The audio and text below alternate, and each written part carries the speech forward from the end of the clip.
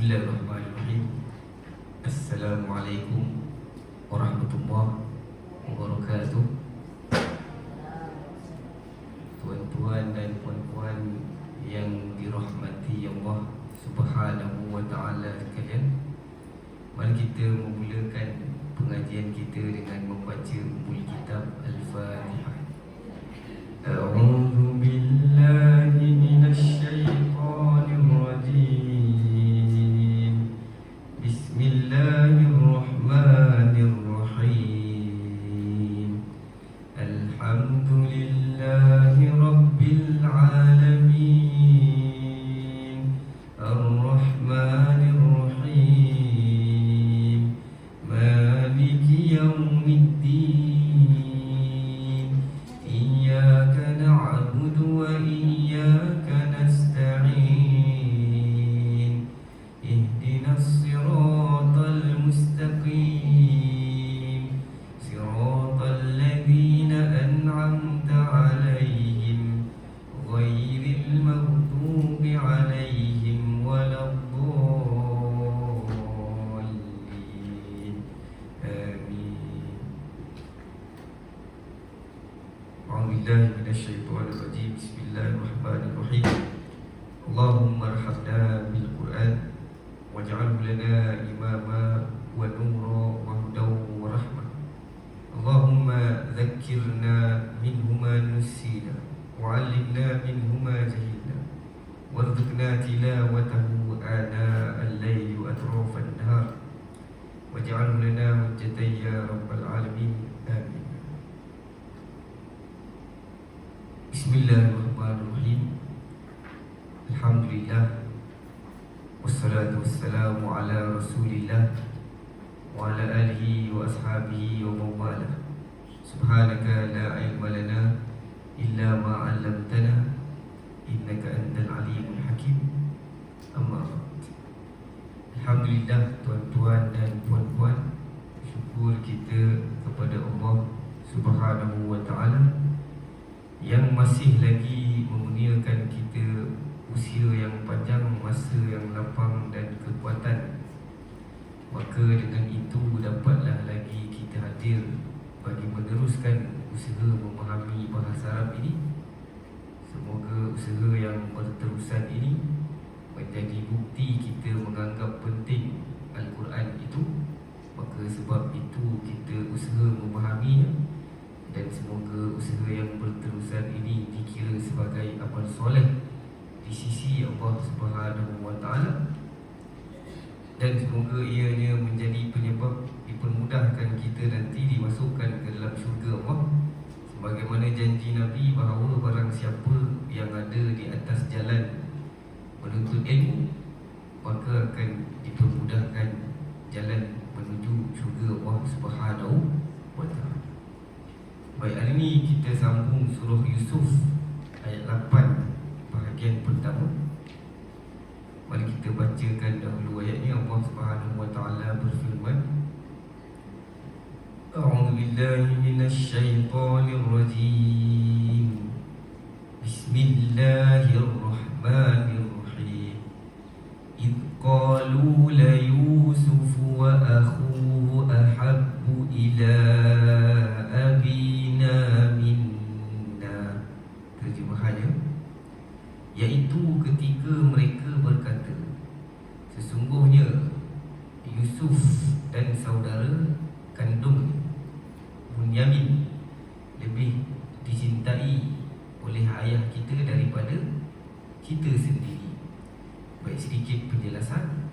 Ini cerita tentang Nabi Yusuf alaihissalam. Dalam surah Yusuf ini mengandungi cerita Nabi Yusuf daripada kecil sampailah dia besar. Kalau Nabi Musa, kisahnya dalam surah Al-Qasas daripada kecil sampai besar. Tapi kalau surah Maryam tu bukan kisah Maryam saja. Kisah Maryam hanya sedikit saja. Surah Ibrahim bukan cerita pasal Nabi Ibrahim saja. Kisah Nabi Ibrahim tu sikit saja. Surah Yunus tu bukan cerita pasal Nabi Yunus saja. Kisah mereka sikit saja. Yang dicerita daripada kecil sampai besar ni Yusuf dan Nabi Musa. Dan Nabi Yusuf ini ceritanya diceritakan daripada kecil. Disebutkan di sini bahawa sesungguhnya ketika mereka berkata, mereka di sini adik-beradik Nabi Yusuf yang sama bapa tapi lain mak. Mereka berkata sesama mereka, sesungguhnya Yusuf dan saudara kandungnya. Maksudnya kat sini Yusuf dan adiknya yang sama mak lebih dicintai oleh ayah kita daripada kita sendiri. Baik, maknanya kat sini mereka merasakan bahawa ayahnya melebihkan Nabi Yusuf dan adiknya. Maka mereka dengki. Lepas dengki tu, mereka melakukan perbuatan dengki, iaitu mereka bawa Nabi Yusuf. Mula-mula kata nak bunuh, tapi yang paling besar kata takkan nak bunuh kot, campak saja dalam perigi, nanti dia akan dibawa oleh orang yang besar. Baik, jadi dari kisah ini menunjukkan bahawa adik-beradik boleh dengki sesama adik-beradik. Dan sebenarnya dengki ni dia berlaku memang dalam kalangan orang-orang yang baik, tapi yang sama taraf. Adik-beradik sesama adik-beradik, jiran sesama jiran, ataupun cikgu sesama cikgu, pensyarah sesama pensyarah, ahli politik sesama ahli politik. Biasanya dengki berlaku dalam kalangan orang baik yang sama taraf. Peniaga nasi lemak sesama peniaga nasi lemak, boleh tak berlaku dengki? Boleh saja. Dia cari rezeki halal, tapi dia tengok member jual nasi lemak tu banyak pula, maka mulalah rasa tidak puas hati. Mula-mula rasa je dulu, kemudian dia bawa kepada tindakan. Kalau orang beriman, dia tak terikut dengan perasaan dengki. Dengki itu sekadar lalu dan pergi begitu saja. Mereka tak kisah, kerana mereka yakin masing-masing ada bahagian masing-masing diuji dengan ujian masing-masing. Maka orang beriman ni dia tak ada dengki tu. Tapi masalahnya orang beriman ni, iman dia naik dan makin naik ke naik dan turun? Kalau naik dan makin naik tu siapa tu? Itu para nabi saja. Para nabi saja yang iman naik dan makin naik. Para nabi tidak ada dengki sesama para nabi. Tidak adalah Nabi Musa tu dengki kepada Nabi Muhammad kerana Nabi Muhammad umatnya ramai. Tidak adalah nabi dengki sesama nabi kerana iman mereka itu makin naik. Tapi kita manusia biasa ni, iman kejap naik kejap turun. Time tengah turun itulah dengki. Lepas tu terlayan pula, akhirnya terbuatlah perbuatan dengki itu semua.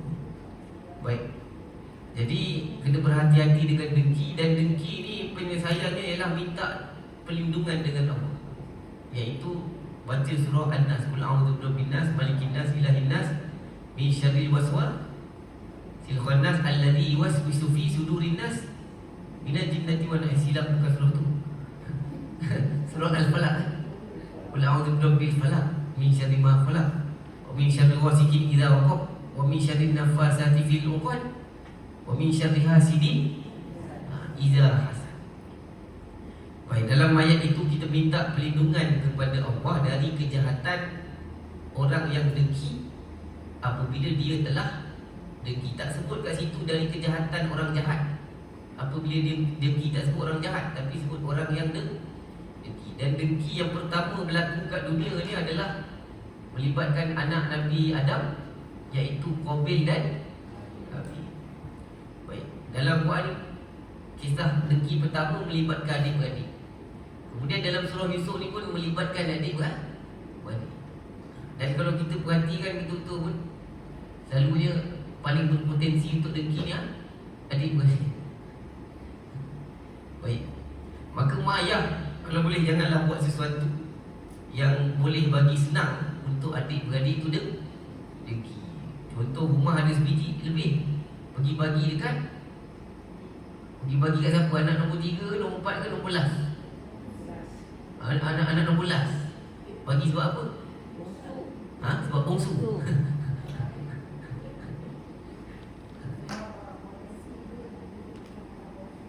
Potensi nak duduk dengan anak bongsu. Saya ada satu kenalan ni tuan-tuan, Dia jaga mak ayahnya. Lalu mak ayah pun meninggal. Lalu dia duduk kat situ tak buat apa-apa, faraid apa semua. Sebab dia ingat dah jaga rumah tu dia punya lah. Lepas tu lain macam adik-beradik tak balik, jumpa susah nak senyum. Rupanya baru tahu mereka mengharap supaya faraid. Walaupun rumah tu satu, harap supaya faraid. Maka dia pun belilah rumah tersebut. Lalu duitnya dibahagi-bahagi. Itu memang penyelesaian yang terbaik lah. Rumah kalau ada satu, buka tender tuan-tuan. Tuan-tuan suka ke kalau kerajaan tak buka tender? Tuan-tuan bagi dekat saya punya company. Tuan-tuan bagi kat company dia. Itu lagi marah kan? Baik, dia prinsip dia sama je. Pentadbiran kerajaan atau pentadbiran keluarga, prinsip dia sama. Kena open tender. Dan antara hikmahnya adalah untuk mengelakkan orang dengki.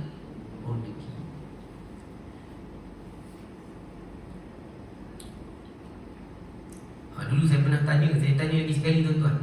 Ketah ni tuan-tuan, kalau saya bagi ke Haji, ke Ajah saya tak bagi, Ajah ambil asli, boleh tak? Kecil hati yang lain. Saya kalau dah bagi, saya kena bagi semua. Ataupun saya suruh semua ambil kat bawah sendiri. Kalau saya bagi sebahagian lain tak bagi, maka orang akan kecil hati.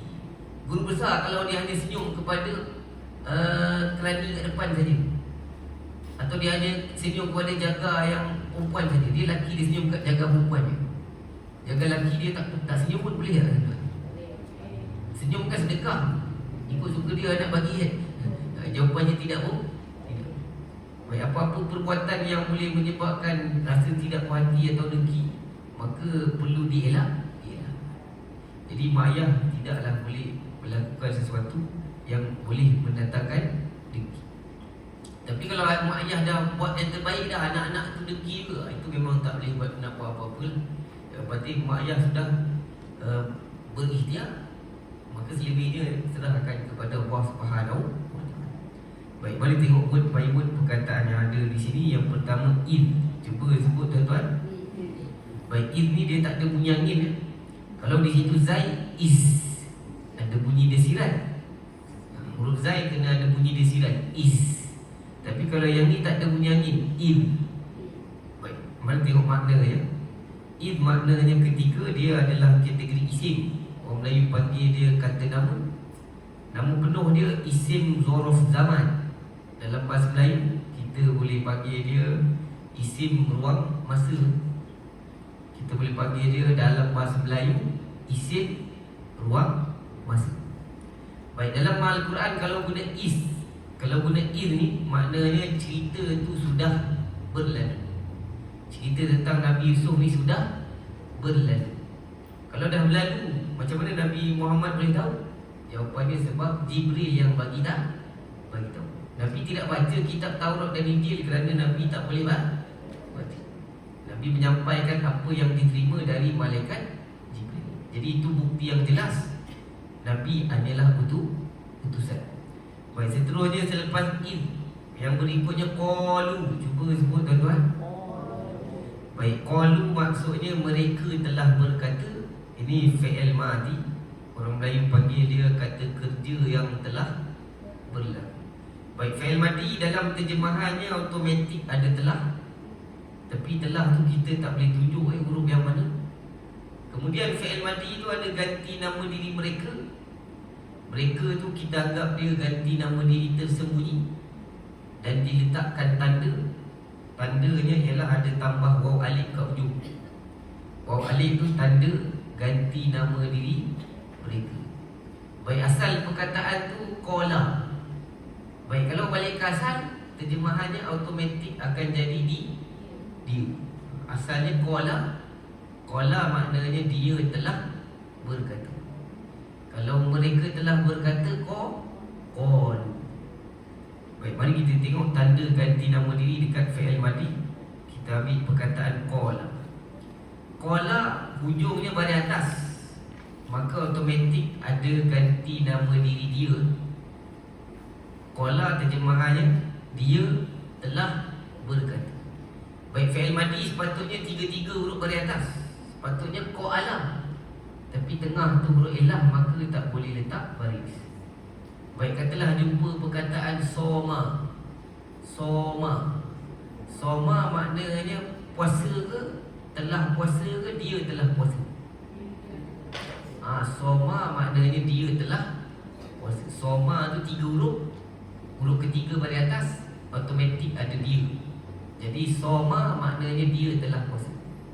Katalah jumpa perkataan naum dengan nama. Naum dengan nama. Dekat azan kita jumpa perkataan naum, as-salatu khairum minan naum. Antara naum dengan nama, yang mana satu maknanya dia telah tidur? Nama huruf ketiga balik atas, maka automatik ada dia. Nama maknanya dia telah tidur. Kalau dia telah puasa tadi, dia telah berkata qala. Baik, seterusnya, kalau dia tu perempuan, maka kena tambah ta mati dekat ujung. Jadi bunyinya akan jadi qalat. Qalat maksudnya dia telah berkata. Kalau mereka tambah waw alif, maka bunyinya jadi qal. Qalu maknanya mereka telah berkata. Baik, tadi tidur tadi fi'il madinya nama. Nama dia telah tidur. Macam mana kalau nak kata mereka telah tidur? Nama dia telah tidur. Kalau mereka, namu. Kalau dia perempuan telah tidur, namat.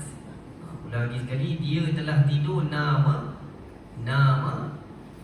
Kalau dia perempuan, namat. Kalau mereka, nam. Baik, puasa tadi soma. Dia telah puasa. Kalau dia perempuan, somat. Kalau mereka telah puasa, somu.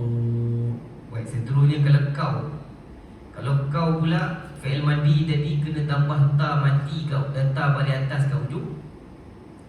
Baik, yang alif tengah tadi kena buang. Alif kat tengah tadi kena buang. Huruf pertama tu dia tukar baris. Dia tukar baris kat sini, dia tukar baris depan, jadi bunyinya jadi kulta. Cuba sebut tuan-tuan. Baik, kulta maknanya kau telah berkata. Kulta maknanya kau telah berkata. Kalau kau perempuan, kulti. Cuba sebut tuan-tuan. Baik, kalau kau perempuan, kulti maknanya kau telah berkata. Kalau kamu ramai, kultum. Cuba sebut tuan-tuan. Kultum tu maknanya kamu telah berkata. Baik, kita cuba tukar perkataan lain. Perkataan tidur tadi. Tidur tadi dalam bahasa Arab fi'il madinya nama. Baik, kalau saya nak tukar kepada kau, kalau tukar kepada kau telah tidur, dia akan jadi sama ada namta atau numta atau nimta. Baik, mana satu baris orang Arab kata kena cek kamus. Kamus kata nimta. Nimta kau telah tidur. Nimta kau telah tidur. Kalau kau perempuan, nimti. Kalau kamu semua telah tidur, nimtu. Baik, ulang lagi sekali. Kalau dia telah tidur tadi apa tuan-tuan? Nama. Kalau kau telah tidur, nimta. Kalau kau perempuan telah tidur, nimti. Kalau kamu semua telah tidur, nimtu. Baik, puasa tadi soma. Dia telah puasa. Kalau kau telah puasa, sumta. Kalau kau perempuan telah puasa, sumti. Kalau kamu telah puasa ramai, sumtu.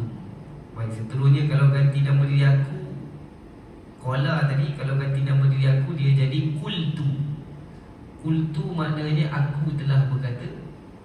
Kalau kami, Qulna maknanya kami telah berkata. Baik, kita tukar perkataan lain. Tadi perkataan tidur tadi apa tuan-tuan? Tidur tadi fi'il madinya apa? Nama. Kalau tukar kepada aku telah tidur, namtu ke, nimtu ke, numtu? Aku telah tidur, nimtu. Nimtu, Arab kata fi'il yang ada alif kat tengah tu. Kalau tukar ganti nama diri, kita kena cek dekat kamus. Kita kena cek kat kamu dia punya baris depan. Barangkali dia akan jadi namtu, atau barangkali numtu, atau barangkali nimtu. Yang betulnya nimtu. Kalau kami telah tidur, nimna. Baik, kalau puasa pula, puasa tadi soma kan, tukar kepada aku telah puasa, simtu ke sumtu. Yang tu kita biasa dengar, jadi tak payah cek kamus. Selalu baca doa kan, Allahumma laka sumtu. Kalau ramai kami sumna. Baik, ulang lagi sekali. Kalau soma tadi dia telah puasa, kalau aku telah puasa sumtu. Kalau kami telah puasa sumna. Baik, kita ambil perkataan lain. Kana, cuba sebut tuan. Kana dia telah jadi. Kana dia telah jadi. Boleh bayangkan ejaan dia tuan. Kana dia telah jadi. Kalau aku telah jadi, kantu ke kuntu? Kuntu. Sebab kita biasa baca lah doa, la ilaha illa anta subhanaka inni kuntu minadh. Kuntu maknanya aku telah jadi. Kalau kami telah jadi, kunna, la ilaha illa anta subhanaka inna kunna minadh. Ataupun selalu baca doa naik kereta, subhanallazi sakhkhara lana hadha wa ma kunna lahu muqrinin. Baik, ulang lagi sekali. Tadi Kana dia telah jadi. Kalau aku telah jadi, kuntu. Aku telah jadi ustaz 10 tahun dulu tuan. Aku telah jadi kuntu ustaz. Kalau kami telah jadi kunna. Ya, ulang lagi sekali.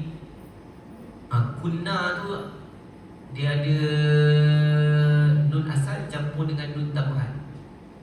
Jadi kunna.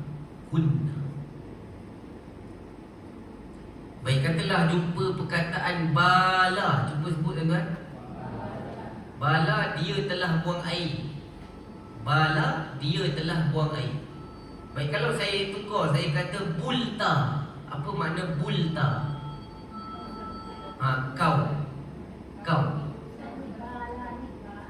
Ba alif lam. Bala dia telah buang air.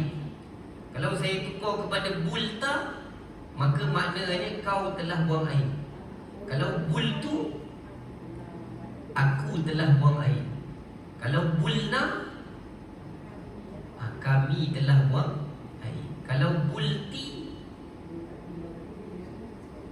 dia. Kalau dia tadi bala tadi. Kalau bulti, kau perempuan telah buang air. Kalau nak cakap kau perempuan tadi.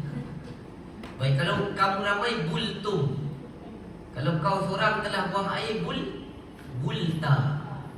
Baik, ulang lagi sekali tuan-tuan. Kalau kana tadi apa maknanya tuan-tuan? Kana dia telah jadi. Soma dia telah puasa. Nama dia telah tidur. Bala dia telah buang air. Baik, yang huruf ketiga baris atas tak ada tambah apa-apa tu, automatik ada ganti nama diri ni. Baik, tapi nanti bila tukar ganti nama diri pihak pertama, iaitu aku, dengan ganti nama diri pihak kedua, iaitu kau, nanti alif kat tengah tu nanti kena buang. Alif kat tengah tu kena buang. Lepas tu huruf pertama dia kena tukar baris.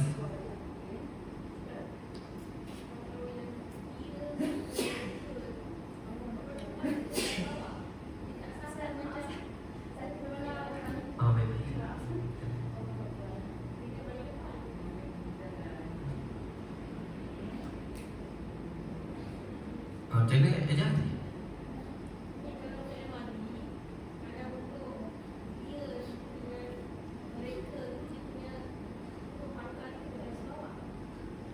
Dia dengan mereka. Kalau mereka, mereka qalu sama je baris ni, tak tukar lagi.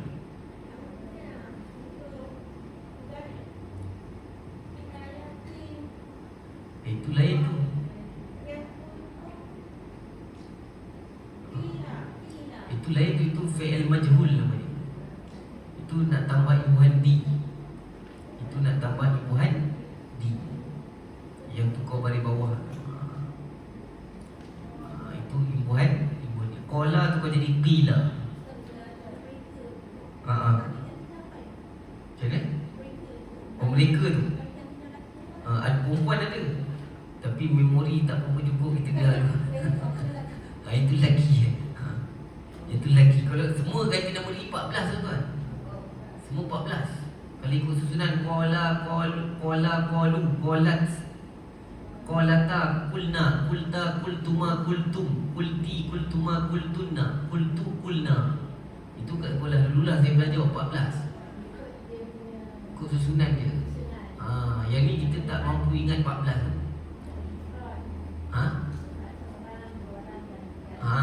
Dia kalau ikut susunan ada 14. Tapi kita tak mampu ingat 14 tu, jadi kita skip-skip langkah-langkah.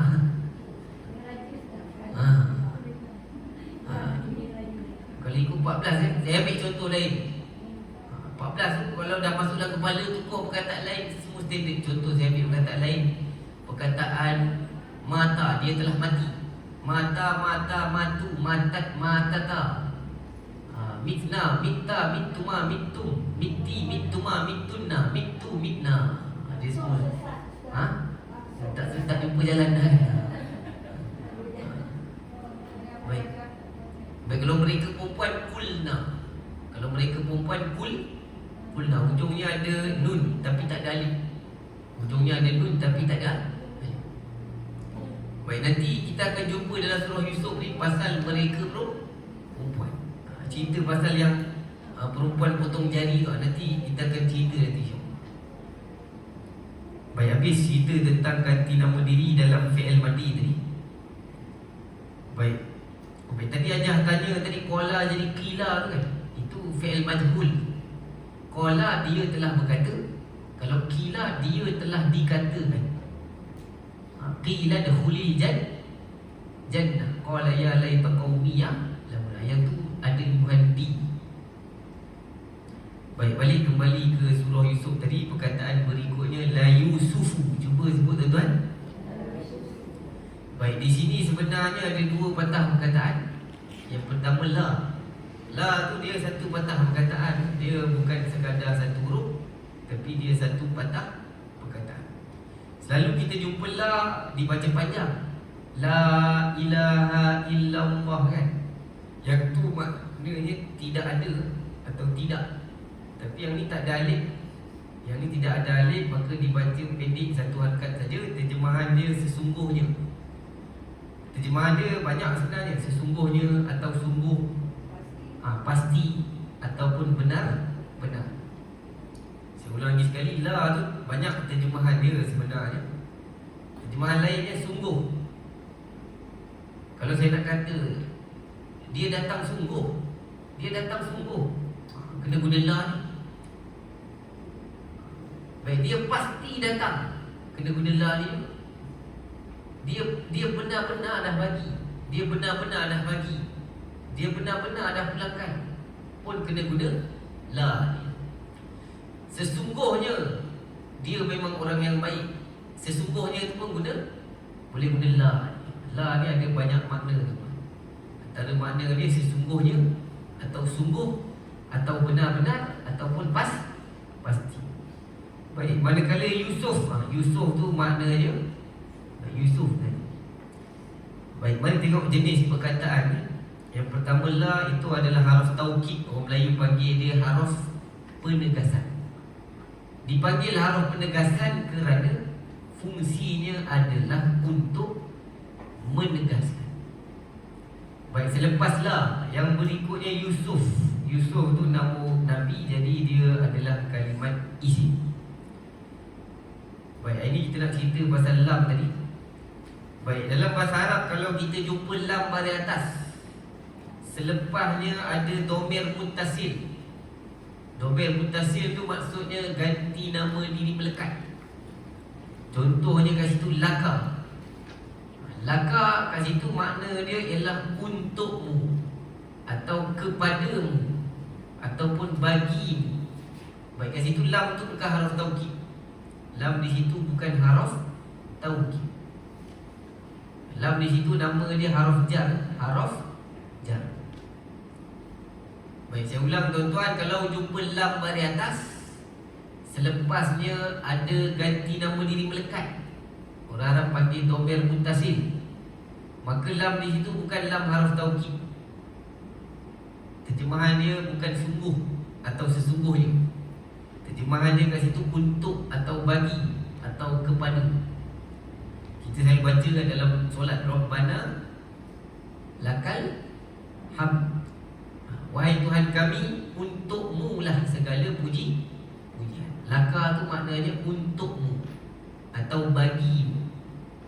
Baik, tapi kalau selepas la tu, selain daripada dhamir muttasil, maka dia akan jadi lam haruf taukid.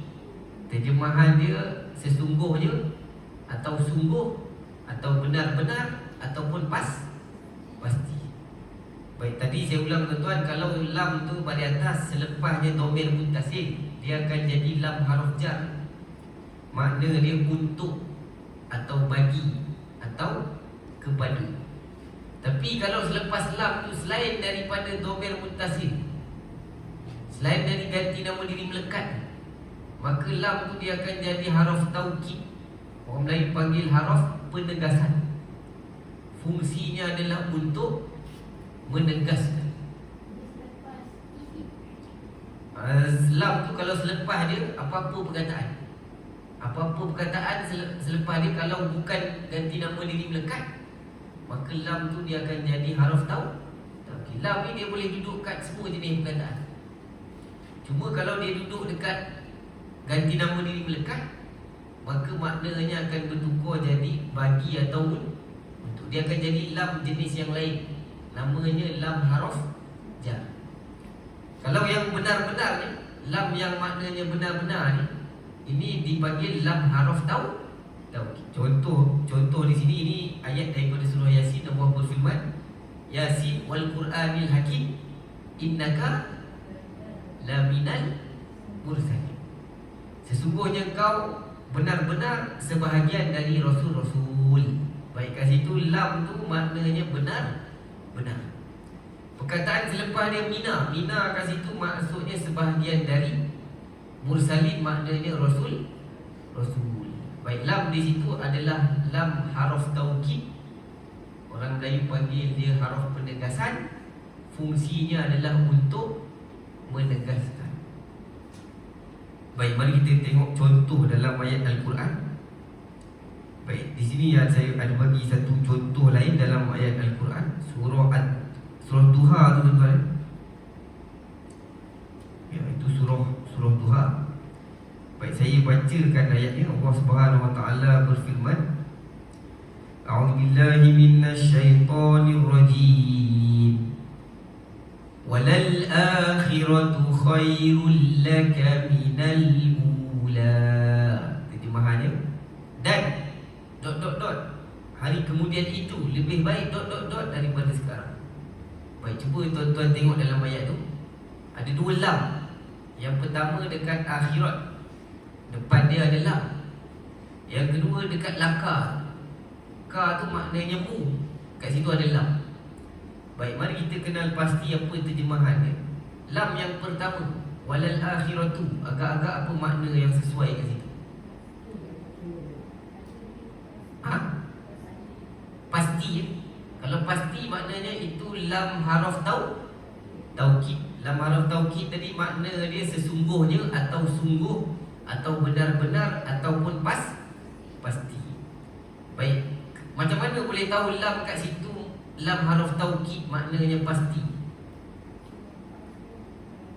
Selepas dia bukan dhamir, selepas dia bukan ganti nama diri melekat.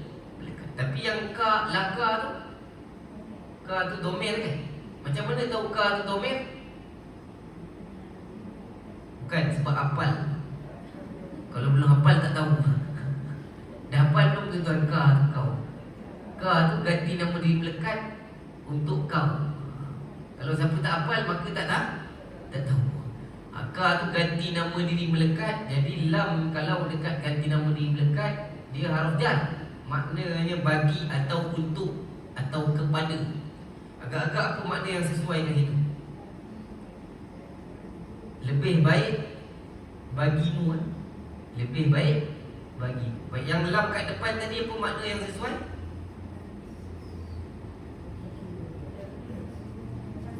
Pasti ya. Baik, mari kita cuba letak pasti. Dan pasti hari kemudian itu lebih baik bagimu daripada yang sekarang. Baik, nak letak pasti boleh. Kalau benar-benar boleh letak. Dan benar-benar hari kemudian itu lebih baik bagimu daripada yang sekarang. Benar-benar pun boleh juga. Sungguh boleh tak? Dan sungguh hari kemudian itu boleh tak? Sungguh. Sesungguhnya. Dan sesungguhnya hari kemudian itu lebih baik bagimu daripada yang sekarang. Bagi itu untuk pun. Dan sesungguhnya hari kemudian itu lebih baik untukmu daripada yang sekarang. Baik, lebih kurang gitulah ya. Baik, lam yang kat depan tu saya ulang. Lam dekat akhirat tu adalah lam haruf taukid. Tanda lam haruf taukid ni ialah selepas dia selain daripada ganti nama diri melekat. Manakala lam yang dekat tengah tu selepasnya ka tu kita sudah hafal bahawa dia adalah ganti nama diri melekat. Maka lam yang tengah tu haruf jar. Lam yang kat tengah tu haruf jar. Terjemahannya bagi atau untuk atau kepada. Baik, balik kembali ke surah Yusuf tadi balik tuan-tuan. Perkataan berikutnya wa akhuhu. Cuba sebut tuan-tuan. Baik, nak tanya tuan-tuan, di sini sebenarnya ada berapa patah perkataan? Baik, kalaulah sungguh ada 3, apakah perkataan yang pertama tuan-tuan? Yang kedua? Yang ketiga? Baik, mari tengok terjemahan. Apa makna wa tuan-tuan? Apa makna akhu? Apa makna hu? Baik, mari tengok jenis perkataan ni. Yang pertama wa, dan kita dah biasa jumpa itu haruf penyambung cerita. Dalam bahasa Arab, orang Arab panggil dia haruf atof. Baik, akhu tu isim. Walaupun tak ada tanda, tapi kita tahu dia adalah isim. Manakala hu tu isim juga. Hu tu isim juga, tapi secara khususnya dia masuk bawah kategori ganti nama diri melekat. Orang Arab panggil dhamir muttasil. Dalam bahasa Arab, ganti nama diri ada 3 jenis. Yang pertama tersembunyi, yang kedua melekat, yang ketiga tidak melekat. Baik, yang hu ni kategori ganti nama diri melekat. Orang Arab panggil dhamir muttasil. Kat situ kalau saya nak tumpah saudara kau, saya kena kata akhuka. Akhuka. Kalau saudara kau perempuan, akhuki. Kalau saudara dia, akhuhu. Baik, kat situ isim dan dhamir muttasil tu dia akan jadi mudhaf dengan mudhaf ilaih. Baik, mudhaf ilaih ni dua isim yang berpasangan. Yang mana isim yang kedua tu mengkhususkan isim yang pertama. Kat situ nya tu mengkhususkan perkataan saudara. Kalau dalam bahasa Inggeris, saya kena kata brother his ke his brother? Brother my ke my brother? My brother. Baik, my brother tu kalau saya tak nak my, saya kata brother I boleh tak? Brother I. Husband I boleh tak? Husband I. Okay. Orang Inggeris kata tak boleh macam tu. Kalau ganti nama diri tu kita nak sandarkan dengan kata nama, kena sebut ganti nama diri dulu. Abang saya tak boleh kata my brother. Tak boleh kata brother my. Kena terbalik, kena kata my brother. Tapi orang Arab mereka kata ganti nama diri dengan kata nama tu tak perlu tak perlu diterbalikkan. Cuma ganti nama diri tu mesti guna ganti nama diri melekat. Ganti nama diri selepas kata nama mesti guna ganti nama diri melekat. Baik, seterusnya ahabbu. Cuba sebut tuan-tuan. Baik, ahabbu tu maknanya lebih cinta. Ini dalam bahasa Arabnya dipanggil isim tafdil. Baik, cuba sebut tuan-tuan. Baik, isim tafdil ni tajuk kelas yang ketiga itu tuan-tuan. Sekarang kita kelas ke-10 tuan-tuan kan. Yang maknanya tak jauh sangat tu, insya-Allah masih ingat lagi tuan-tuan. Baik, isim tafdil ni kata nama yang ada perkataan lebih. Dia punya tanda dia apa tuan-tuan kat sini? Tanda dia ialah huruf hamzah. Tandanya ialah huruf hamzah. Huruf hamzah tu mewakili perkataan lebih. Baik, mari ulang kaji sikit tuan-tuan. Kalau saya nak kata dalam bahasa Arab lebih utama. Lebih utama. Lebih utama dalam bahasa Arab fadilat ke afdol? Afdol. Fadilat maknanya keutamaan. Fadilat maknanya keutamaan. Tapi kalau afdol maknanya lebih utama. Ada hamzah tak dekat afdol? Ada kan? Hamzah tu dia duduk dekat depan. Baik, kalau saya nak kata lebih baik, lebih baik, hasan ke ahsanu? Ahsanu. Hasan baik. Hasan baik. Kalau lebih baik, ahsanu. Depan dia ada huruf hamzah. Kalau saya nak kata lebih cantik, jamal ke ajmalu? Ajmalu. Jamal maknanya cantik atau kecantikan.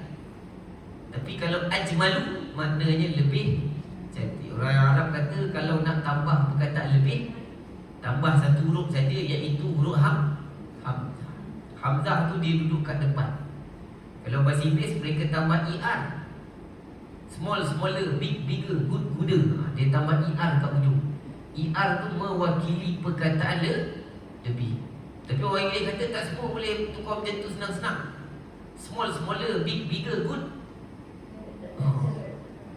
Tadi dalam hati aku, Ustaz ni good gooder mana ada good gooder?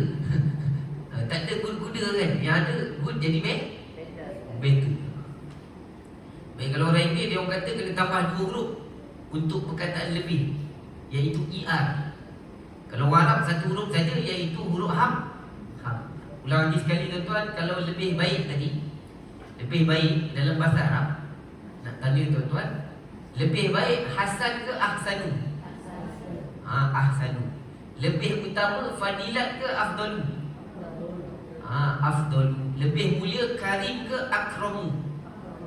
Akramu. Lebih cinta mahabbah ke ahabbu? Ahabbu.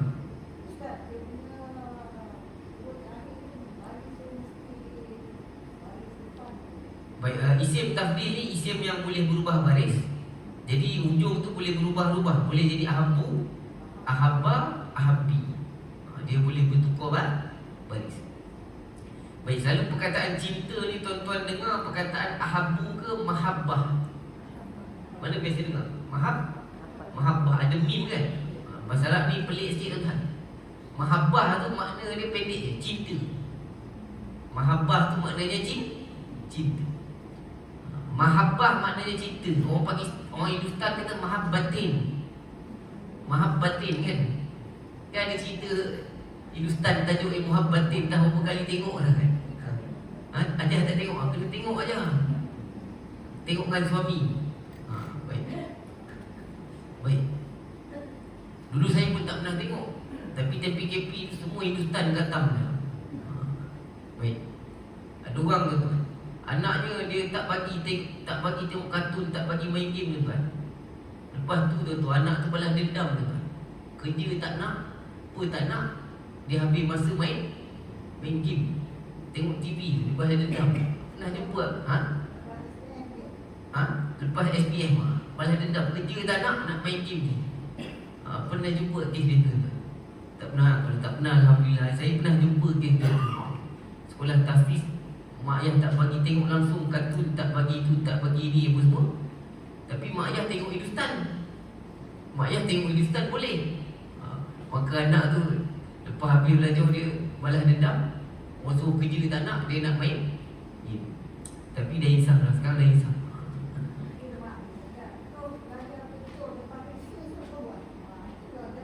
Itulah kot ikut cakap mak dia. Jadi mak dia salah ke bapak dia? Baik, gurau kita tu kan. Baik, cinta tadi muhabbatin bahasa Hindustannya.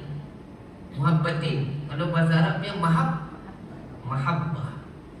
Kalau lebih cinta tak ada mim tu. Lebih cinta ahab. Nabi sebut ahabbul a'mal indallah adwabuha wa in qalla. Amal yang Tuhan paling cinta adalah yang istiqamah walaupun sedih. Dalam hadis tu ada jumpa perkataan ahab. Baik, seterusnya selepas ahabu yang berikutnya ila. Cuba sebut tuan-tuan. Baik, apa makna ila tuan-tuan? Ila maknanya kepada. Ini haruf jar. Orang Arab panggil dia haruf jar. Dalam bahasa Melayu kita panggil haruf baris bawah. Dipanggil haruf baris bawah sebab fungsi dia membaris bawahkan isim selepas. Baik, mari tengok dalam ayat tadi tuan-tuan. Allah berfirman, "Idh qalu la Yusufu wa akhuhu ahabbu ila abina." Baik, kat situ apa isim selepas ila tuan-tuan? Na tu termasuk ke tidak?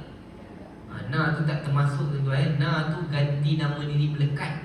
Dia perkataan lain tapi dia melekat dekat abi. Baik, abi tu kadang-kadang kita jumpa abu, kadang-kadang abah kan. Kadang abah, kadang abi, kadang abu. Rupanya abu tu kata nama dalam bahasa Arab boleh berubah baris.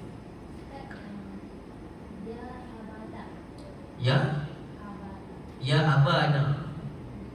Ya abana malakala ta'manna kan. Kulna ya abana malakala ta'manna kan. Ada kan? Ya abana kan. Dia boleh bertukar tuan-tuan.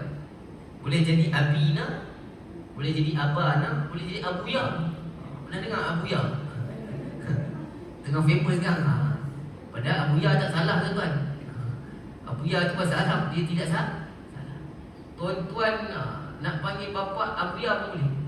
Ataupun lepas ni katalah nak asyik panggil bapa dia, mak dia, ayah, asyik panggil bapa ayah dia nak tukar, boleh guna abuya. Sesiapa saja boleh suruh anaknya panggil bapa abuya. Abuya tu maknanya bapa. Abuya tu maknanya bapa. Tapi nanti dia boleh bertukar-tukar tuan-tuan. Dia boleh tukar, boleh jadi abah, boleh jadi abi. Contoh yang ni kan. Boleh jadi abina, boleh jadi abuna, boleh jadi abana. Cuma kalau ditanya kat sini kenapa abi bukan abu, jawapannya apa tuan-tuan? Sebab ada haruf jar, iaitu ila. Ila haruf jar. Jadi isim selepasnya kena baris bawah. Baris bawah tu dalam bahasa Arab jar. Baris bawah dalam bahasa Arab disebut jar ataupun kasroh. Baris bawah dalam bahasa Arab jar ataupun kasroh. Baik, dalam bahasa Arab ada haruf yang dia punya fungsi membaris bawahkan isim selepasnya. Namanya ialah haruf jar. Baik, seterusnya tengok perkataan abina. Baik, abina maknanya ayah kita atau ayah kami. Baik, ayah tu isim, na tu domir muttasil. Isim campur domir muttasil dia akan jadi pasangan mudhaf dan mudhaf ilaih. Pasangan mudhaf ilaih ni ialah dua isim, yang mana isim yang pertama umum, isim yang kedua mengkhususkan dia. Baik, kalau saya kata saya nak jumpa ayah, orang akan tanya ayah siapa? Saya pun cakap ayah awak. Awak tu mengkhususkan ayah. Saya nak jumpa ayah kita. Kita di situ mengkhususkan ayah. Kalau bahasa Inggeris kena terbalik. Kalau bahasa Inggeris kena kata father our ke our father. Our father. Kena guna our. Tak boleh kena guna our, lepas tu kena duduk kat depan. Kalau bahasa Arab tidak perlu terbalik. Tak boleh saya kata na dulu. Tak perlu terbalik. Kena kata abina. Baik. Habis surah Yusuf ayat berapa tadi tuan? 8 bahagian 1. Baik, sekarang kita nak buat sedikit latihan.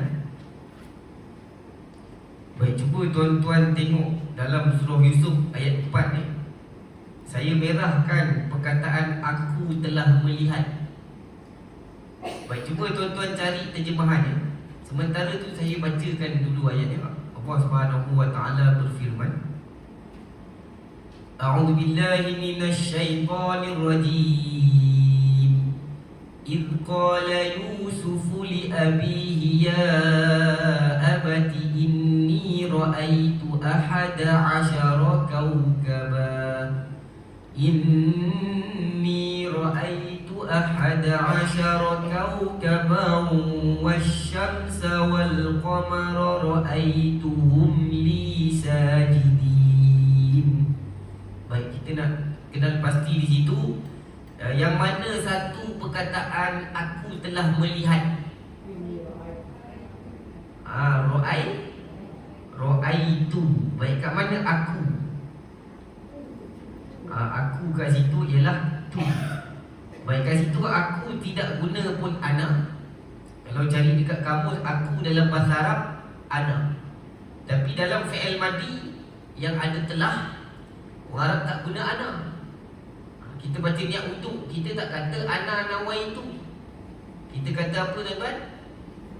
Nawaitu saja. Dalam doa iftitah, ana wajjahtu ke wajjahtu? Wa bidzalika ana umirtu ke wa bidzalika umirtu? Tidak ada ana dekat situ. Sebab sudah ada tu dalam.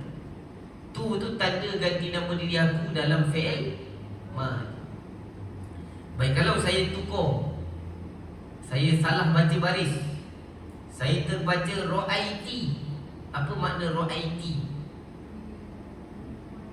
Kalau dia perempuan, ra'at.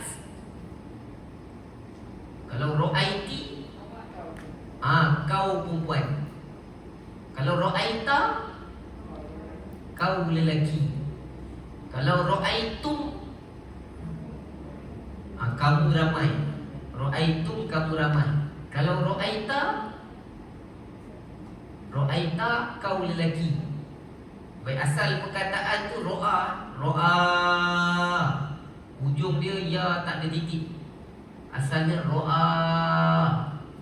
Baik, kalau balik ke asal, maka maknanya automatik ada dia.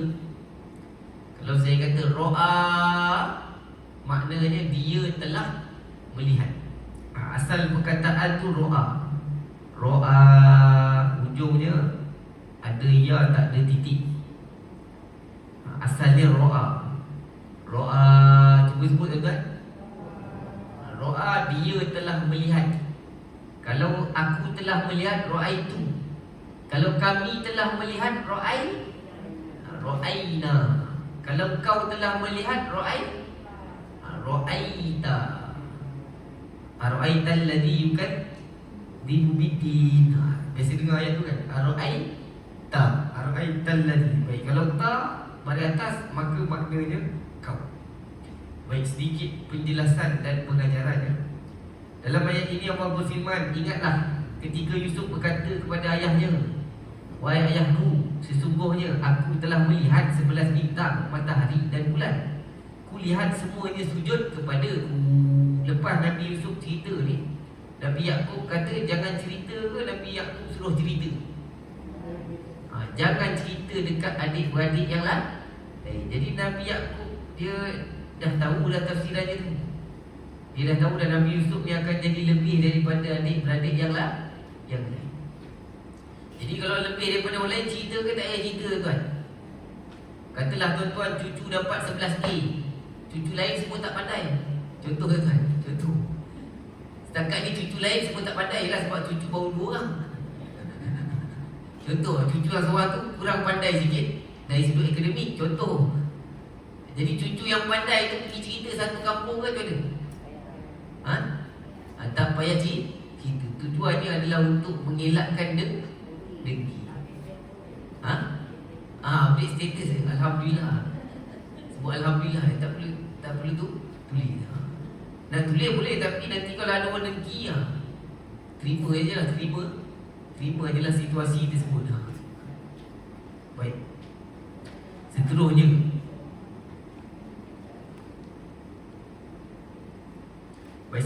tuan-tuan, Nabi Yusuf dia lihat sebelah bintang. Bintang ni benda yang cantik ke tak cantik ke?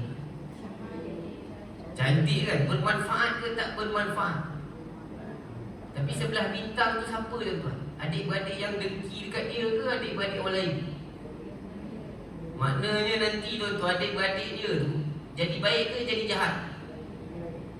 Jadi baik. Jadi pengajaran penting ni, jangan menghukum pada perjalanan hidup orang di tengah-tengah. Tengah-tengah barangkali dia jahat, tapi hujung siapa yang tahu? Dulu Nabi Musa terbunuh satu orang, lalu dia mati. Orang tu mati. Nanti di hari di padang mahsyar, semua orang cari Nabi ni, dia orang jumpa dengan Nabi Musa. Nabi Musa bagilah syafaat. Nabi Musa pun kata, aku punya hal pun belum selesai. Aku punya hal belum selesai. Dia kena pergi cari orang yang dia bunuh tu. Baik, maknanya orang manusia ni jangan kita hukum pada dia punya tengah-tengah perjalanan ni. Mungkin tengah-tengah dia tu dahsyat, jahat, tapi hujungnya mungkin dia lah yang paling baik. Kita pun tak tahu. Ada orang dia tengok cucu nakal betul. Apa nak jadi kau ni? Tentu nanti cucu tu yang jaga dia yang besar nanti. Cucu yang nakal tu barangkali yang itu yang tak rajin belajar tu barangkali yang itu yang jaga. Yang pandai-pandai semua sibuk. Long mana long? Sibuk tak ada masa. Tak ada masa. Baik. Mak beli masa kau boleh balik tak? Kalau beli boleh berapa? Tapi tak pernah mak offer dia tu lagi. Baik. Jadi pengajarannya, jangan cepat menghukum pada apabila tengok kisah perjalanan seseorang tu di pertengahannya. Kita pun tak tahu dia punya penghujung, dan kita pun tak tahu kita punya penghujung. Baik, seterusnya surah Yusuf ayat 18. Kita nak kenal pasti kat situ perkataan mereka telah datang. Baik, saya baca dulu ayat ni. A'udzubillahi minasyaitonir rajim. Waja'u ala qamisihi bidamin kadhib. Qala bal sawwalat lakum anfusukum amra fasabrun jamil. Terjemahannya, dan mereka telah datang membawa baju gamisnya yang berlumuran dengan darah palsu. Lalu Yakub berkata, sebenarnya dirimu sendirilah yang memandang baik perbuatan yang buruk itu, maka kesabaran yang baik itulah kesabaranku. Baik, cuba kenal pasti tuan-tuan, kat mana perkataan mereka telah datang. Kat sini dah keluar pula yang bawah tu. Patutnya yang bawah tu tak keluar lagi tuan-tuan. Saya baru perasan ya. Belum pandang yang bawah kan? Belum kan, saya kosongkan balik.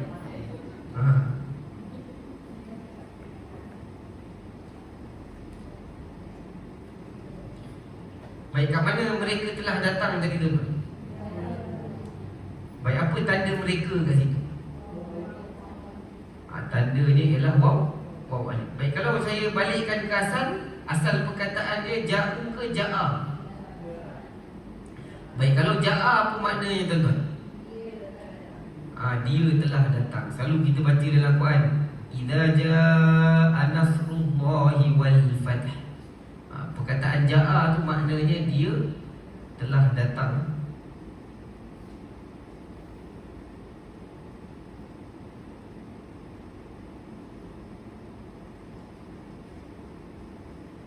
Baik, tadi ja'u mereka telah datang.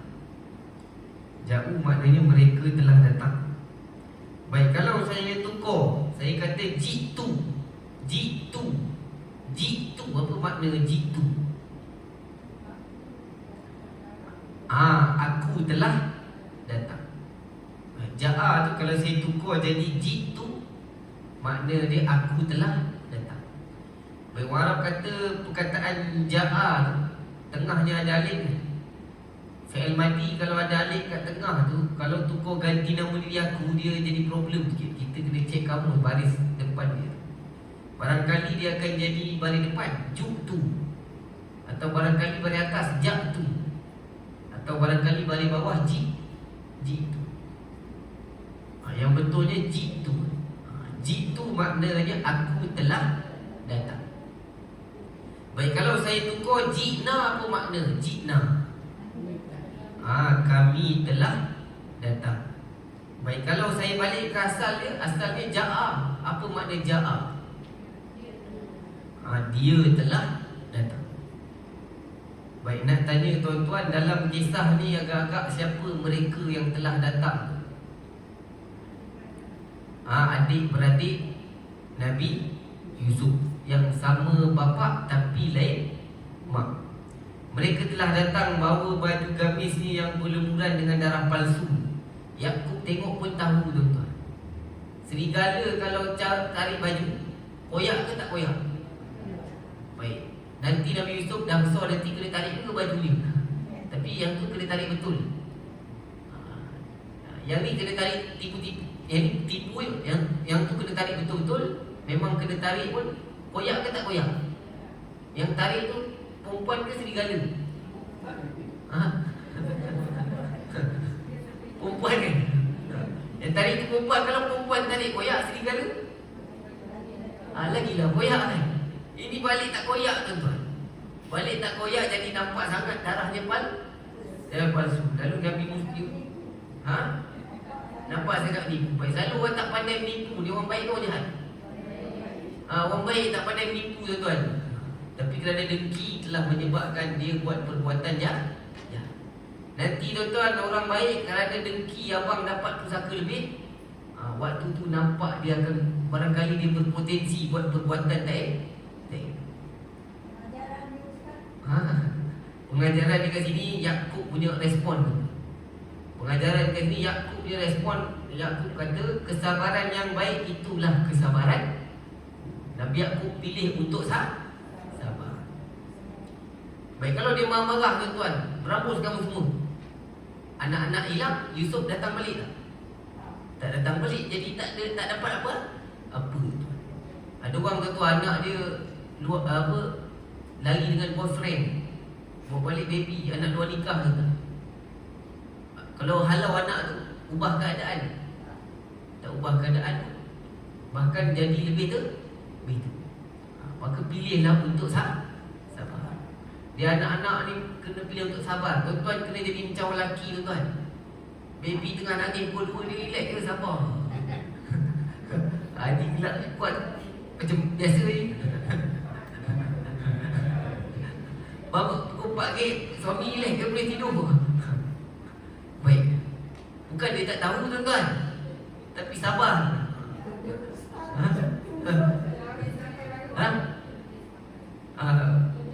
Tapi sabar ada dua. Satu sabar positif, satu sabar negatif. Itu sabar positif ke negatif? Baik, katalah dia bangun. Suami kalau bangun tuan-tuan, baby nangis, dia boleh buat apa tuan-tuan? Tolong buat susu, dia mana ada susu? Tak, obat tak, dia menyusukan ibu je. Dia menyusukan ibu. Jadi oleh kerana menyusukan ibu, kalau bangun pun tak boleh buat apa-apa. Baik, sambung tidur. Baik. Terlebih sabar. Kalau terlebih sabar, terlebih banyak aksaru sabron. Aksaru sabron.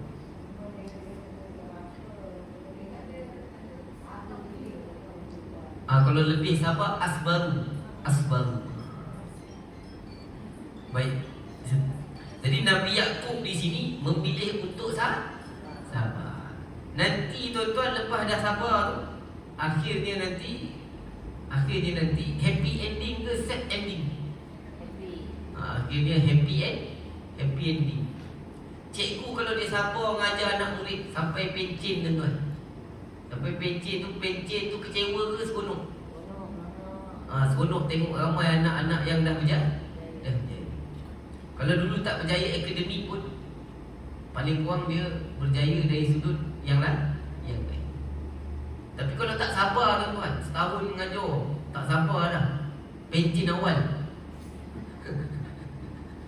Tahun depan pencin dah.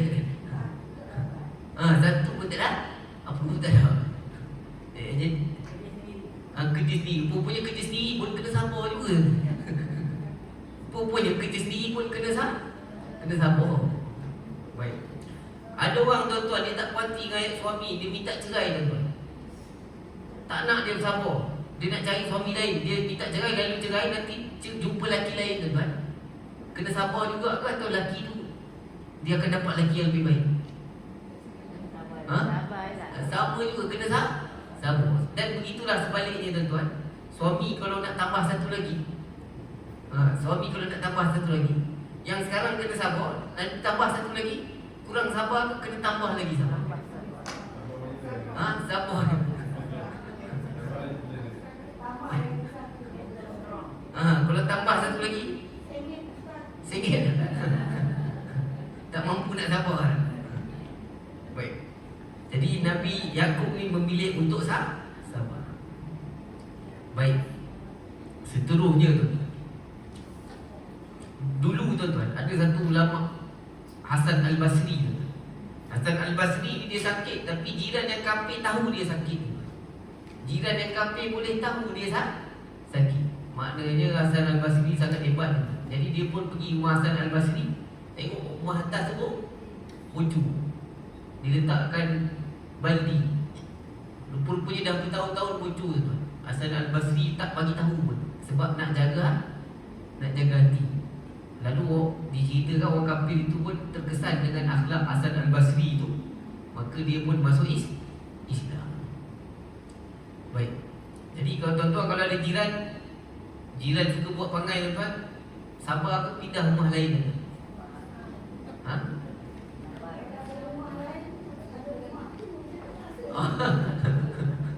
Baik, katalah tuan-tuan pindah rumah lain, nanti sama juga, nanti jumpa jiran yang lebih kurang sama. Ada masa-masa tertentu kena sabar. Baik, dan dari sudut pandangan akhirat, sabar ni dapat pahala tuan-tuan. Dan pahala dia tak macam baca Quran satu huruf 10 pahala kan. Tapi kalau sabar, pahalanya tanpa hisap. Kalau tuan-tuan super credit and set unlimited, pahala tuan-tuan suka yang mana? Yang 10 kali ganda ke unlimited? Jadi kalau ada peluang sabar, lari ke kena sabar? Kalau ada peluang sabar, kena sabar. Baik, belajar bahasa Arab tuan-tuan, senang ke kena sabar? Katalah tuan-tuan, ustaz ni tak best lah, saya nak cari ustaz lain. Nanti kena sabar juga ke tidak? Sama je tuan-tuan. Baik, mari tengok yang berikutnya. Surah Yusuf ayat 19. Saya bacakan terjemahannya. Kemudian datanglah kelompok orang-orang musafir, lalu mereka menyuruh seorang pengambil air. Maka dia menurunkan timbanya. Dia berkata, oh kabar gembira ni, ini seorang anak muda. Baik, kita nak kenal pasti kat situ kat mana perkataan datanglah. Perkataan ja'at. Baik, kat situ ja'at ada ta mati kat ujung. Kalau ada ta mati tu sepatutnya ada dia perempuan. Baik, kat situ dia perempuan tu sebab merujuk kepada sayyarah. Baik, sayyarah kalau zaman moden maknanya kereta.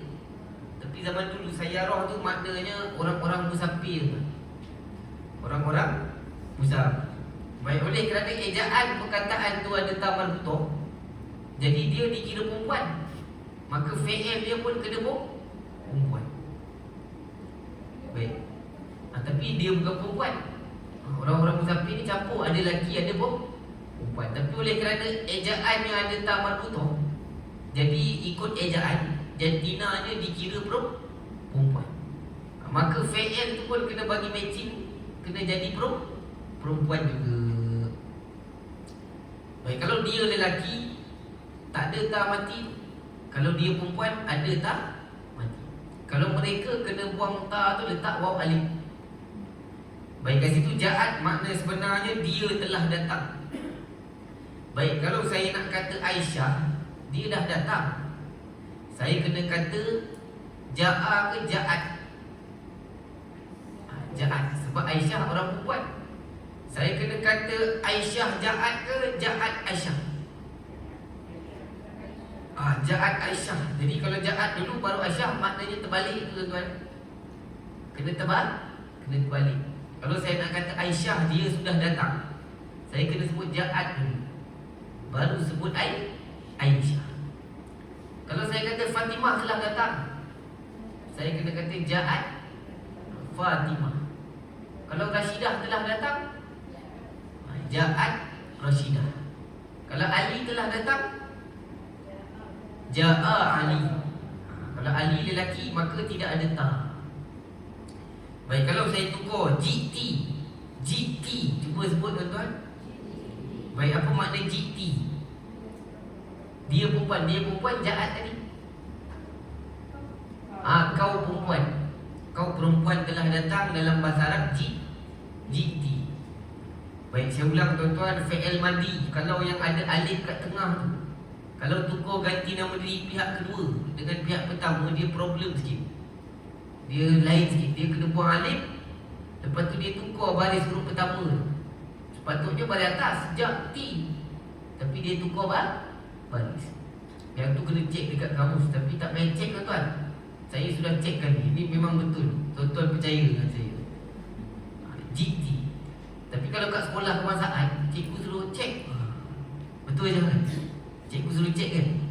Kamus kan? Kalau mengajar bahasa kan? Yang ni tak payah cek kan? Kita mau santai-santai je. Kalau saya suruh cek kamu, nanti tuan-tuan tak datang lagi.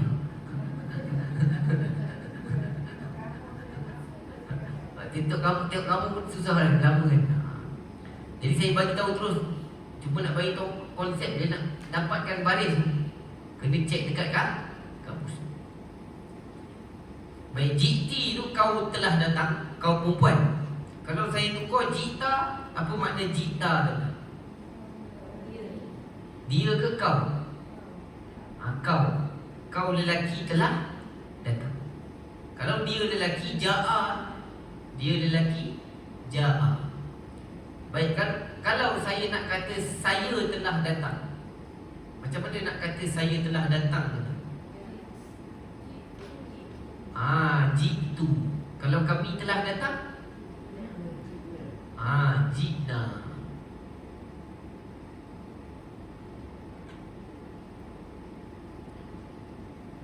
Baik, sedikit penjelasan dan pengajaran.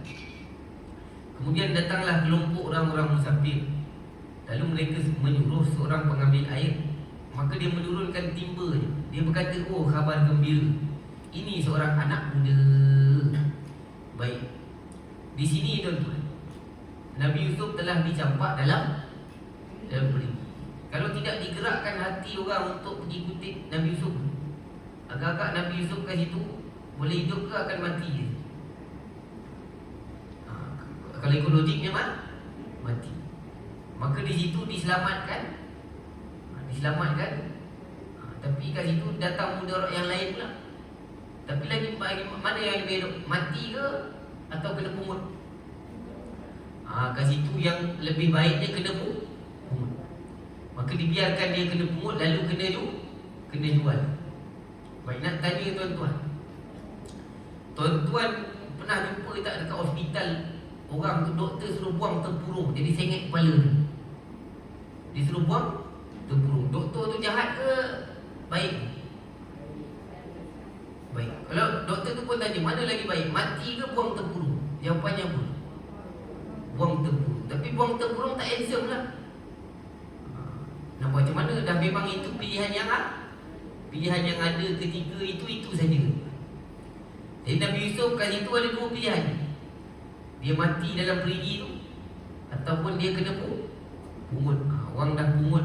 Zaman dulu tuan-tuan biasa jual orang ni, marah sikit jual. Tu ada tengok cerita tuan-tuan, cerita yang marah sikit jual, api-api je. Bapak marah saja kena jual.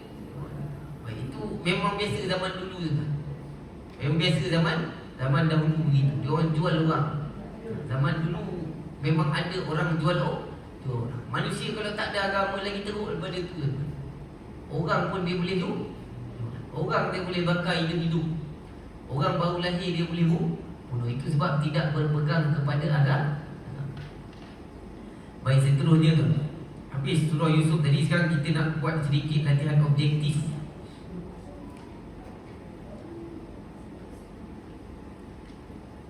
Baik, soalan pertama, aku telah berpuasa semalam. Mana jawapan yang betul? Baik, kalau yang B tu ana maknanya aku kan. Sauma puasa kan. Tapi dalam ayat tu tak ada telah. Dalam yang B tu tidak ada telah. Orang Arab kata kalau ada telah kena guna pattern fi'il madi. Fi'il madi kalau aku mesti guna tu. Jadi jawapannya yang ada tu. Jawapannya ialah yang ada tu. Kalau nak dalam ayat nak bagi ada aku telah, mesti guna fi'il madi. Fi'il madi punya pattern untuk ganti nama diri aku mesti ada tu kat hujung. Jadi jawapannya A. Baik, betul jawapan tuan-tuan tadi. Jawapannya D, sumtu. Kalau kami macam mana tuan-tuan? Sumna. Kalau engkau telah puasa, sumta. Kalau dia telah puasa, kena balik ke asal, soma. Baik, soalan seterusnya, apa yang kau telah kata?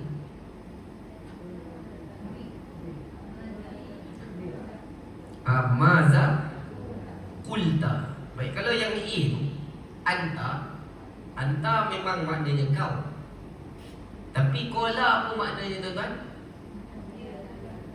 Kola maknanya dia telah berkata. Jadi yang A tu maknanya apa yang kau dia telah kata. Apa yang kau dia telah kata. Baik, saya ulang tuan-tuan, A tu salah sebab terjemahannya apa yang kau dia telah kata. Kola tu tak ada tambah apa-apa, jadi automatik ada di dia. Kita tak nak dia kat situ. Kalau tak nak dia, maka kena tukar pattern. Kat situ kalau kau kena tukar jadi kulta. Baik, kalau sudah ada ta, maka tidak perlu dah anta. Kalau sudah ada ta, maka di situ tidak perlu dah anta. Baik, soalan terakhir tu. Baik, di sini ada fi'il madi ganti nama diri dia dengan aku. Yang pertama bala. Baik, bala maksudnya dia telah buang air. Macam mana nak kata aku telah buang air tu? Aku telah buang air.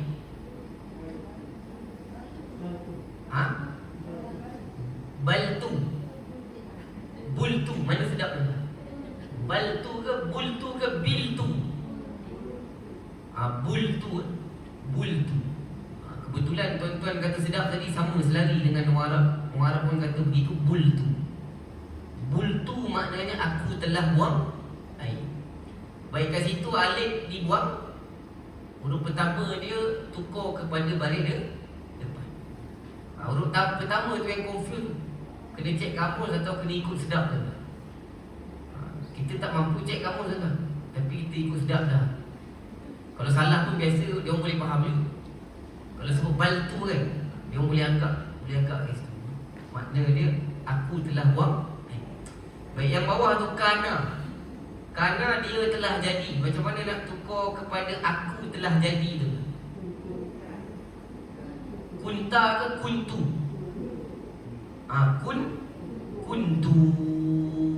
Orang Arab kata aku dalam fi'il madi kena letak tu dekat hujung. Baik, yang ni kita tak cek kamus, tak payah tengok sedap. Yang ni kita biasa dengar.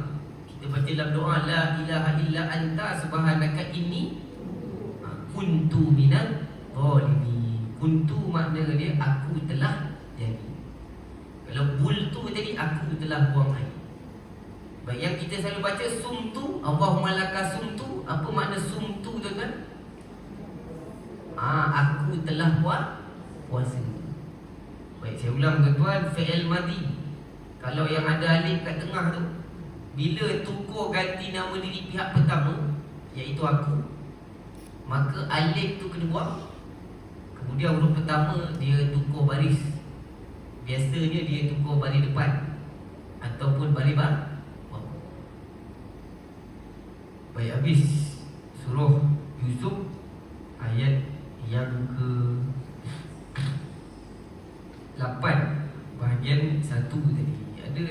persoalan tuan-tuan?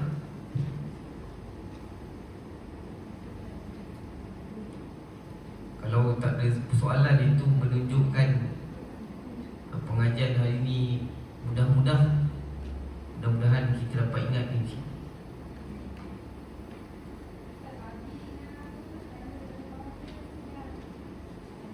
Baik, tadi ila abina tadi. Ila abina tadi. Ila abina tadi. Baik, tadi kita kata ila tu haruf jar, maka isim selepas dia kena baris bawah. Baik, jadi kat situ api kena baris bawah. Baik, orang Arab kata api tu kalau dia baris bawah kena letak ya. Api tu kena baris bawah, kena letak. Apabila dia kena baris bawah, kena letak ya. Untuk perkataan api. Kalau ummi tak payah letak ya. Untuk perkataan api. Kalau Ajar dah belajar lama 10 tahun dah, Ajar pun tahu tajuk dia. Tajuk dia itu bawah tajuk isim yang lain. Baik, perkataan api tu kalau dia kena baris bawah, tiba-tiba kat situ kena tambah ya. Kalau perkataan lain tak payah tambah ya, tuan-tuan. Api tu saja dia special kena tambah ya. Kalau kat situ saya kata ila masjid, saya kena kata ila masjidi, saya tak payah tambah ya. Tapi dekat api tadi kena tambah ya, itu kira special case kat situ. Ya tu tak ada makna apa-apa kat situ. Ya kat situ tidak ada makna apa-apa. Ya kat situ dia ditambah dekat perkataan api. Orang kata api tu kalau kena baris bawah memang kena letak ya. Kalau dia kena baris atas kena tambah alif. Abah. Kalau dia baris depan aku kena tambah wow. Selalu jauhi je macam tu, tuan. Jauhi je. Kalau abah, kalau sebut babi ku tu kena tambah huruf alif waw ya kan. Tapi yang bahasa Arab ni dia tiru jauhi je. Dia tiru jauhi tiru dia kan. Jauhi tiru bahasa Arab. Jauhi tiru bahasa. Baik, saya ulang tuan-tuan, sepatutnya kalau baris bawah letak je baris bawah api. Tapi yang api tu ditambah huruf ya, kira ini special case sikit. Macam mana? Jadi di situ kena baca panjang dua hal.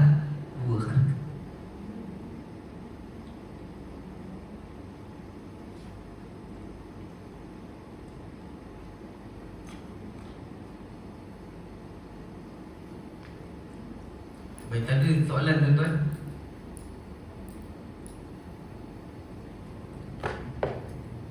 Tak ada soalan tuan-tuan?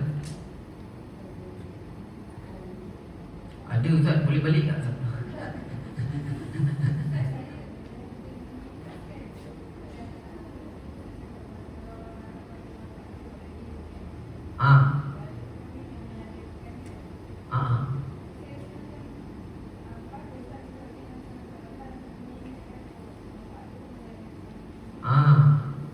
Dia mengingatkan bapaknya pun terlibat dalam melahirkan. Tapi kebanyakan orang sebut walid tak tahu makna dia.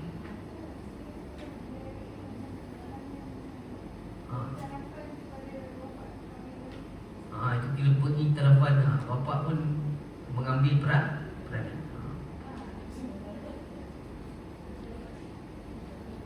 Bapak pun mengambil peranan dalam melahirkan.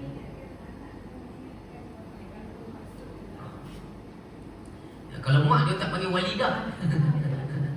Kalau mak tak panggil walidah sebab tak apa-apa sedap.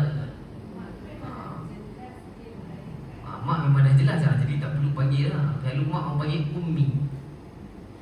Kalau bahasa Melaka amma. Ummi, mak, ayah. Abah, orang Melayu kata abah. Abah tu boleh ikut bahasa. Perkataan bahasa Arab ni bapak tadi boleh jadi abi, boleh jadi abu, jadi abah. Boleh abah dia ada ha ke ujung. Kalau orang Arab dia tidak ada ha. Tapi orang Arab kalau dia panggil bapak selalunya abi, abi. Mak dia panggil ummi.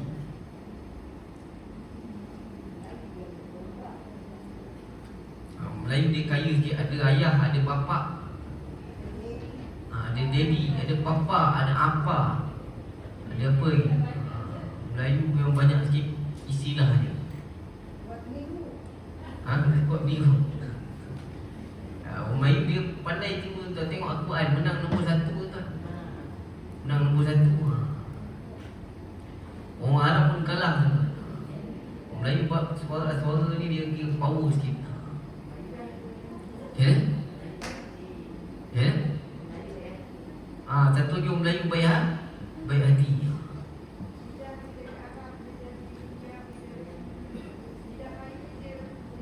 Lidah Melayu dia boleh tiru semua. Cina, India apa semua dia boleh tiru. Tak ada masalah punya.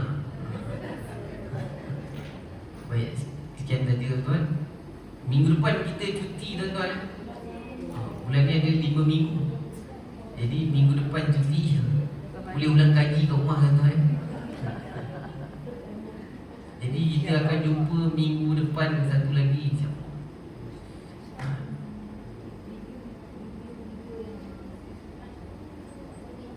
Nanti saya hantar. Nanti lepas-lepas tu saya hantar. Tapi dalam grup tu ada sebenarnya. Kita kena scroll ke atas sikit. Kena scroll ke atas. Tapi tak apa, nanti saya hantar sekali lagi. Baik, sekian saja. Tutup dengan tasbih kafarah dan selawat. Subhanallah wa bihamdika asyhadu an la ilaha illa anta astaghfiruka wa atubu ilaik. Bismillahirrahmanirrahim. Wal 'asr innal insana lafi khusr illa alladhina amanu wa 'amilus solihat wa tawassaw bil haqq wa tawassaw bis sabr. Berjumpa lagi minggu hadapan insya-Allah. Assalamualaikum. Minggu depan satu lagi insya-Allah. Assalamualaikum warahmatullahi wabarakatuh. Minggu depan cuti ya. Minggu depan cuti sebab bulan ni ada 5 minggu. Jadi kita jumpa minggu satu lagi insya-Allah. Di balik kami tapi kita semangat lebih tuan. Jadi kita cuti dulu.